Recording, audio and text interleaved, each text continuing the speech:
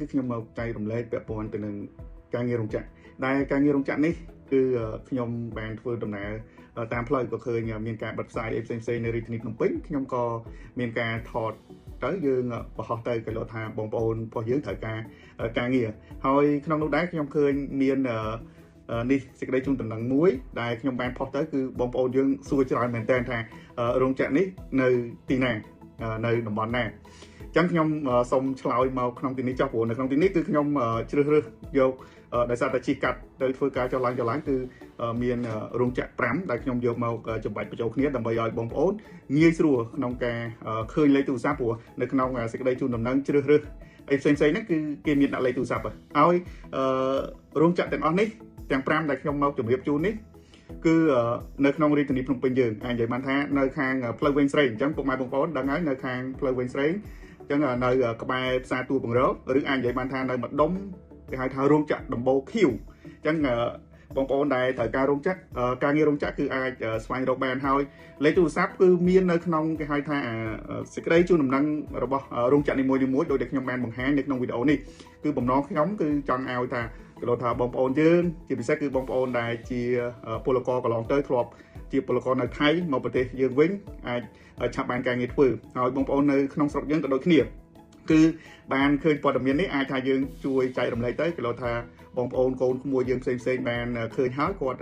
អត់មានការងារធ្វើគាត់ត្រូវការគឺគាត់អាចមើលវីដេអូនេះទៅគឺអាចនឹងជួយគាត់ឲ្យមានការងារដែរអញ្ចឹងនៅក្នុងសេចក្តីជូនដំណឹងមួយដោយដែលខ្ញុំបានជម្រាបជូននេះគឺខ្ញុំដាក់នៅក្នុងវីដេអូស្រាប់អញ្ចឹងបងប្អូនងាយស្រួលទេគ្រាន់តែឃើញវីដេអូហ្នឹងហើយនៅដល់ចំណុចដែលគេលើកឡើងពីសេចក្តីជ្រើសរើសកម្មការនីអីផ្សេងបងប្អូនអាចមើលទៅឬក៏ screenshot យកលេខទូរស័ព្ទទៅបញ្ជាក់បន្ថែមទៅអញ្ចឹងខ្ញុំបញ្ជាក់ឡើងវិញគឺខ្ញុំដោយសារតែយើងជិះកាត់ទៅធ្វើការអីក៏ឃើញក៏គិតថាអាចជាមានប្រយោជន៍សម្រាប់បងប្អូនយើងត្រូវការងារគឺអាចមើលបានហើយក្នុងនេះនៅក្នុងវីដេអូខ្ញុំនឹងហើយសម្រាប់លេខទូរស័ព្ទដូចដែលខ្ញុំបានជំរាបជូនអញ្ចឹងគឺនៅក្នុងសេចក្តីជូនដំណឹងគេមានលេខទូរស័ព្ទអញ្ចឹងបងប្អូនដែលចង់បានការងារហើយទីតាំងនៅក្នុងទីក្រុងភ្នំពេញគឺមាន5រោងចក្រហ្នឹងប៉ុន្តែពេលដែលបងប្អូនអាចមករកទៅគឺប្លុករោងចក្រដែលខ្ញុំបានថតដាក់សេចក្តីជូនដំណឹងគេហ្នឹងគឺបងប្អូនមកដល់ទីតាំងទៅងាយស្រួលរកការងារធ្វើពាក់ព័ន្ធនឹងរោងចក្រនេះហើយតាមពិត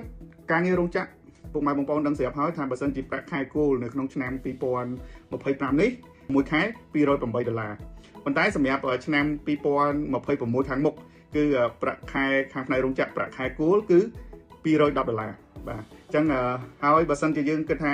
ការងាររោងចក្រយើងដឹងហើយថាបងប្អូននឹងអាចមានប្រាក់ខែខុសៗគ្នាព្រោះទៅតាមចំណេះជំនាញហើយក្នុងនោះអត្ថប្រយោជន៍នៃការទទួលបានគឺរោងចក្រខ្លះគឺទទួលបានច្រើនទៅតាមចំណេះជំនាញរបស់យើងហើយប្រាក់ឧបត្ថម្ភអីផ្សេងទៀតដែលយើងបូករួមទៅរោងចក្រខ្លះដែលខ្ញុំឃើញគឺជួនកាលមានដូចរោងចក្រនេះមួយចឹងនេះគាត់ដាក់តម្លៃរហូតទៅដល់$350ទៅដល់$560អញ្ចឹងការប្រកាសរបស់គាត់ហ្នឹងគឺមានអញ្ចឹងមែនហើយប្រាក់ទាំងនោះបានមកពីណាទៀតគឺជួនកាលគាត់ថាជាប្រាក់រង្វាន់ជាប្រាក់ស្នាក់នៅឬក៏ការធ្វើដំណើរអញ្ចឹងគឺមានប្រាក់អីផ្សេងទៀតសម្រាប់ឧបត្ថម្ភឬក៏ប្រាក់ការងារបន្ថែមមកអីអញ្ចឹងទៅឬក៏តាមចំណេះជំនាញរបស់យើងកាន់តែចេះច្រើនកាន់តែបានទទួលប្រាក់ខែច្រើនបើន័យថាបូកផ្សំទៅគឺ300ជាងដែរអញ្ចឹងខ្ញុំមានប៉ុណ្ណឹងសម្រាប់ជំរាបជូនពុកម៉ែបងប្អូនហើយជាពិសេសគឺបងប្អូនខ្មែររបស់យើងមកពីប្រទេសថៃអញ្ចឹងសូមបងប្អូនអាចថាយើងមានឱកាសធ្វើការងារក្នុងស្រុកយើងបានសូមបងប្អូនកុំត្រឡប់ទៅវិញព្រោះយើងដឹងហើយថាបញ្ហាយើងជាមួយថៃនេះគឺមានបញ្ហាជាមួយគ្នាអញ្ចឹងគេមិនស្វាគមន៍យើងទេហើយសម្រាប់